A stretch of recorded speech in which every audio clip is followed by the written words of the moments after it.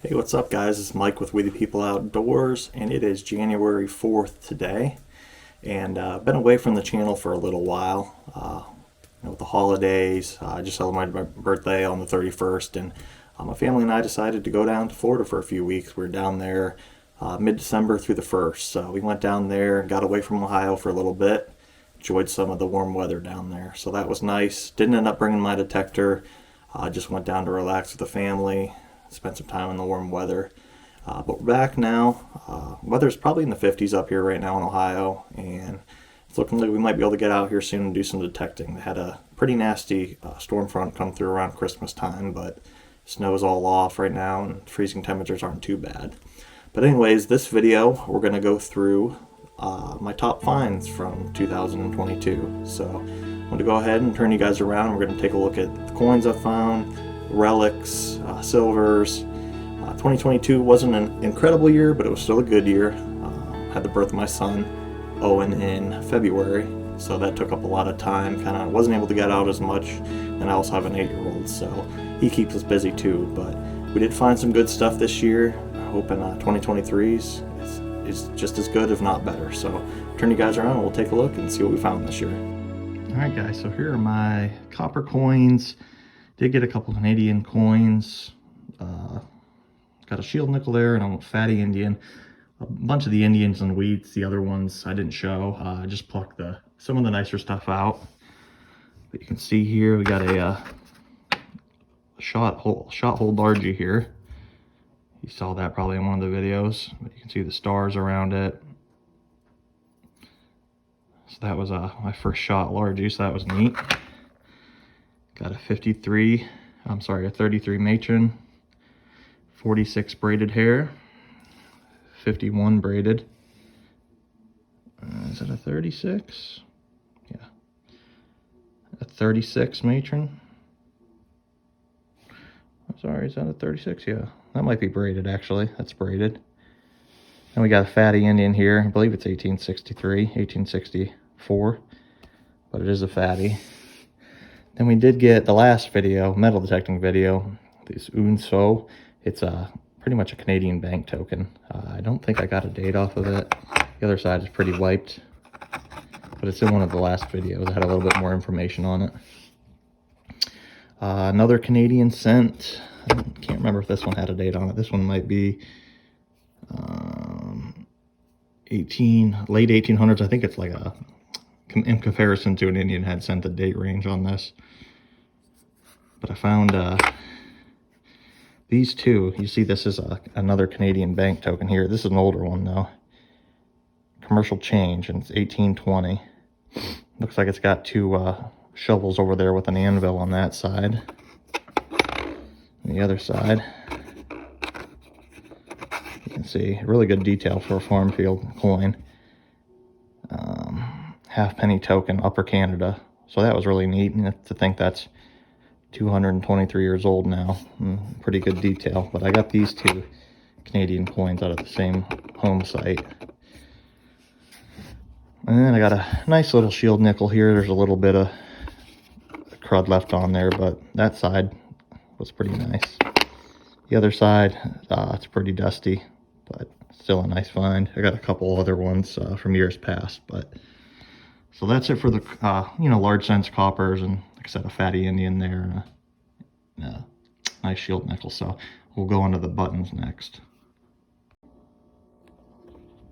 Here's some of the nicer buttons that I got this year. You can kind of see here's my actual pile of just other common flat buttons. Some of them have designs, but a piece of a ball button there, some other stuff. But these are just some of the nicer ones that I picked out here. This one I actually got earlier in the year. I didn't find it metal detecting.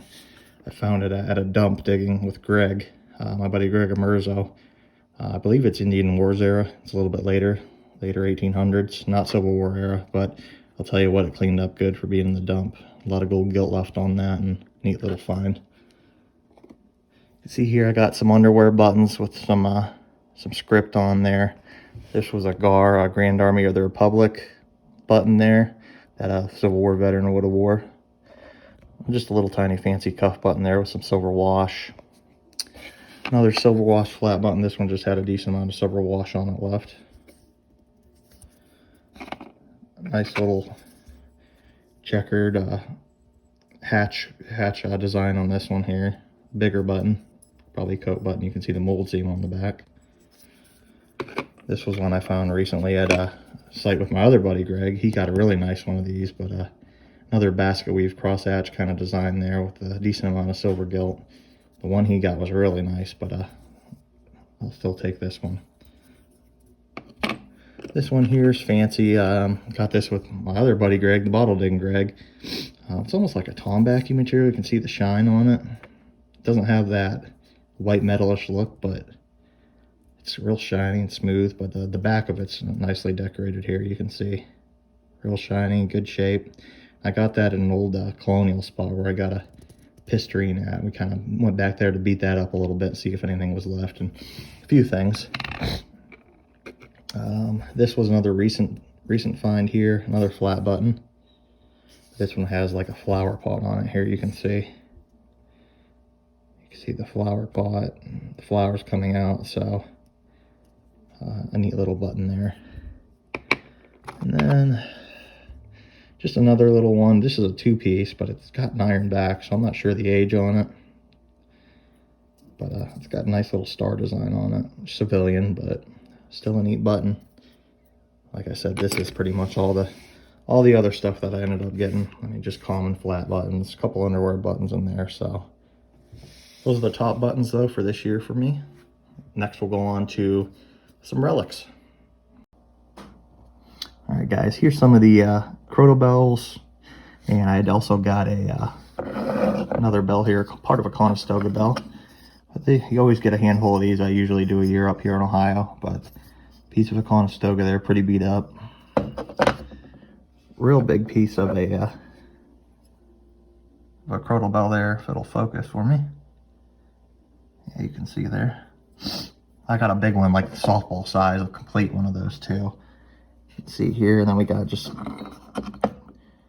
not complete, just missing the top part there, but they still jingle. All the same design, it looks like on these. Not as late.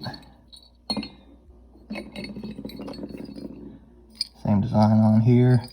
And this one's an earlier one, little white metal. You can see the difference here. Drilled out where the attachment point was, so that's an older one there. We got some more relics over here. Got a couple toe taps here. Just get some pieces of silver, just random silver, probably for, you know, some odds and ends here. Let me see if I can get this focused here. On one of these sides, you can see there is a little bit of etching, pattern work. You can see there on the edge there. So I'm not sure, maybe a pocket watch piece.